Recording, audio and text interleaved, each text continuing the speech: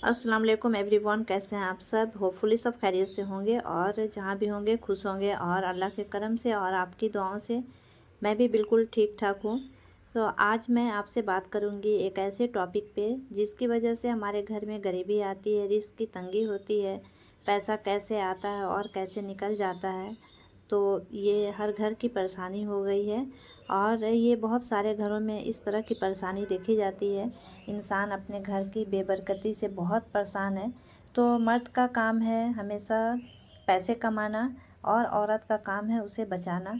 तो आज मैं जो टिप्स आपको बताने जा रही हूँ उसे आप अपनी हैबिट में शामिल कर लीजिए और इस पर गौर कीजिए क्या आपके घर में भी बेबरकती है।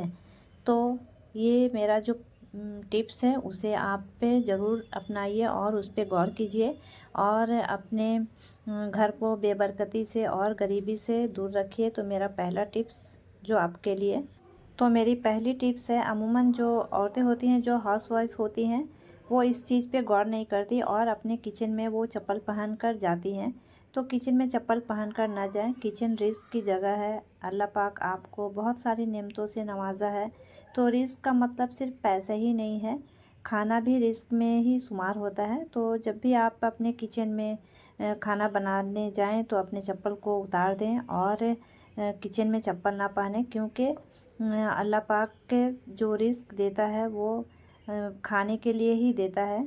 और हमारी जो दूसरी टिप्स है तो वो है कि जब भी आप खाने के लिए बैठें तो आप जब भी खाना खाएं तो आपके चप्पल पहनकर खाना नहीं खाएं, क्योंकि चप्पल पहनकर खाना खाने से जो खाने की बेहुरमती होती है।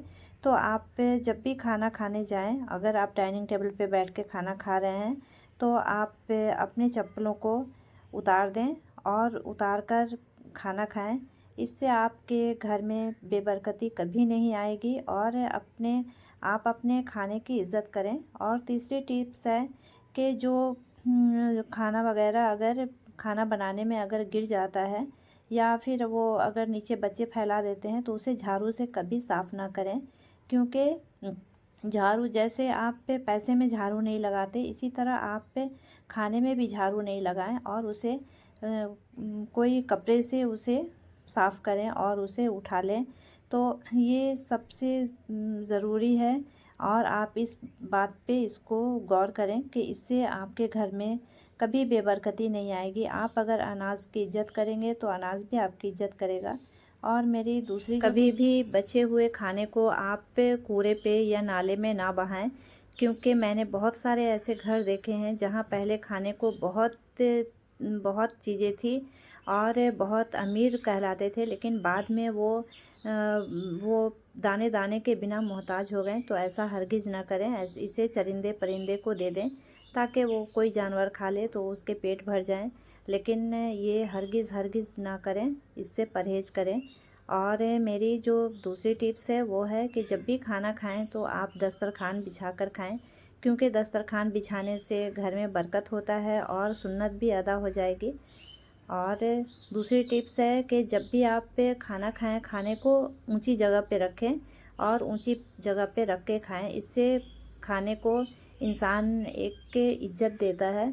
तो आप रिस्क को इज्जत देंगे तो रिस्क भी आपको इज्जत देगा।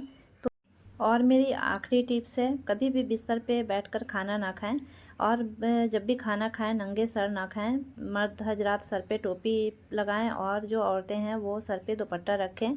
तो इससे घर में बहुत बरकत आती है। तो उम्मीद है मेरी ये वीडियो आपको पसंद आई होगी। तो मुझे अपनी दुआ में याद रखें। अल्लाह हाफिज़।